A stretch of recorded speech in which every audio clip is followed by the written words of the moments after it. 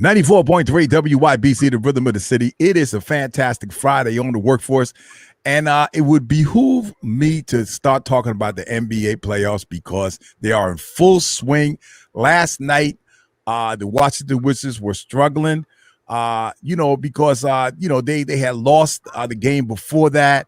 And Russell Westbrook had a bad game before that, but they came through yesterday. I got the All-American in the building, Walter Luckett. What's happening, brother? What you think about yesterday's game with the Pacers?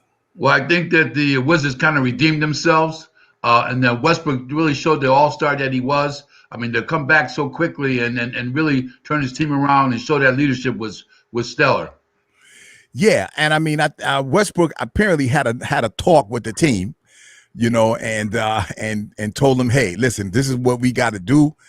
He was very upset about losing before, and so I mean, this guy, he nearly had a triple-double yesterday, but the game was good. So tell me give me some of the highlights. What do you think of some of the highlights? Well, first of all, he was two rebounds away from his triple-double, which is that's usually his standard. But let's not rule out Beals. Beals stepped up also. He really penetrated. He had a few nice dunks, and he backdoored a lot of his defenders, and he got into the game as well. But Lopez really came through. The big fella played some excellent defense, which he doesn't get credit for. And again, as I always say to you every time we talk, big men matter. Now, Rui Hachimura, I love this kid. All right, he scored 18. And so he's been coming up strong, man. I like this kid. Oh yes, he has a lot of promise. But the problem with both teams, they really need a real, from what I consider, they need a LeBron James on your team, a guy that is going to take you to at least second or third rounds, and I think that's something that they got to overcome. Again, small ball is great to watch, it's box office, but it doesn't get you championships, and I think that's what the problem is with Indiana and the Wizards. But most important, you got to remember now, Malcolm Turner wasn't there. So True. That made a difference too. And Malcolm, he's a big guy, and he does a great job for Indiana. So Indiana's kind of, they're hurt right now. Next year, I think they're going to have a better chance of doing better in the playoffs. Absolutely. Now they're playing Philadelphia coming up next, so they're going to be dealing with Joel Embiid, Ben Simmons, Seth Curry, Dwight Howard, Tobias Harris, and of course George Hill, one of my favorite point guards. So what do you think about that matchup? Oh, it's not even going to be a matchup. Okay. I think they're going to be breaking some records, some scoring records. They're just a powerful team. And let's not rule out Doc Rivers. He's my favorite coach. And I tell you, you talk to Armin Hill. Armin Hill said the guy's a genius. So let's not forget that they got excellent leadership along with all that talent, which was lacking last year. Right. So tomorrow we got a big game with our locals. We got Celtics and Nets at 8 p.m. What do you think about this matchup? Well, I want to hear from you first. I know you like the Celtics and you like the Knicks. you like, you're an East Coast guy. So I'm on your team. So I want to hear what you got to say so we can really have a nice debate here. Well, let me say this. You know what? I think that the Celtics got it in them, and if anybody's gonna really do something with these people over with the Nets, even though I'm a Brooklyn guy, it's gonna be the Celtics. And the reason I say that is because of the Celtic mystique. I think this kid Jason Tatum is a star in the making. He scores 50, 60 points a couple of those games, and the Nets got a problem with defense, man. And even though they don't have Jaylen Brown, they're still formidable. You know what I mean? And I think that, if Kemba Walker does what he does, what he's supposed to do, right? I think that the Nets better be very careful. So that's my take on it. I totally agree with you. And that's why I had to reserve my judgment early because, I think the Nets are great offensively.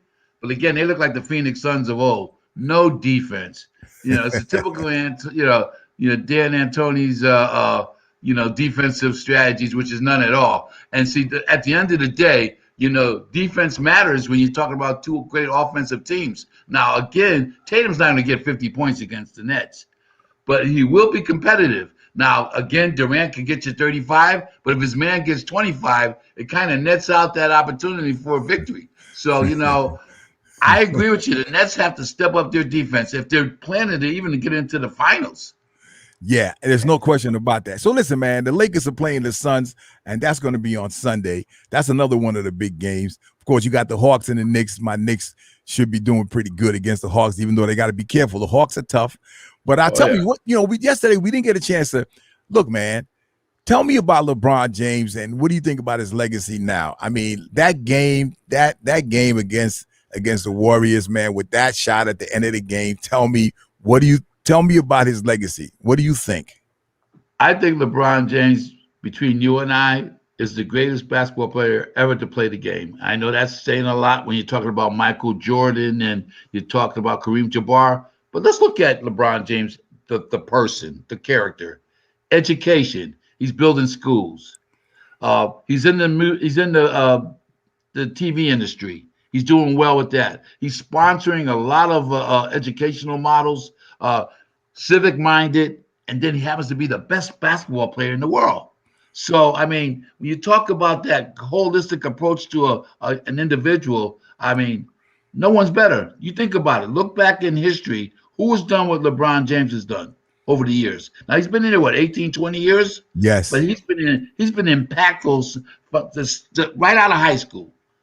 So when you think about it, he's educated himself. He's shown that professional development over the years. I'm going with LeBron James, all-time great. Well, let me say this. I think he needs to win a couple of more championships before he could talk about Mike, right? You know what I mean? But I still like him. I mean, I think no one has with that size and could play every position. I mean, Magic could do the same thing too, right? But this guy's on another level. I mean, it's no question. And let me say this. I think that over the years, like he's really been, people have not really given him credit for being a clutch player because that shot that he made, he's done quite a few other times in his career, none bigger than that one, I think, Well, Juan, when you think about basketball players and eras, you're going to run into a lot of different greats. And as a former ball player myself, I wanted to see the holistic approach to a player. Basketball is not everything, but when you could combine your basketball excellence and your impact in your communities and society, I think that should weigh something too, particularly during these difficult times as we're going through right now. Absolutely. So I think he stepped up more than just being a basketball player, which happens to be the best in the world. I just like what he represents. Absolutely. Well, listen, man, thank you so much for coming on again. NBA on YBC. It's a fantastic Friday. Listen, we got a whole weekend of sports jumping off this. Got the PGA, got NBA, and on Monday we'll be back with y'all. 94.3 WYBC, the rhythm of the city. Thank you, All-American, my man Walter Luckett. Thank you.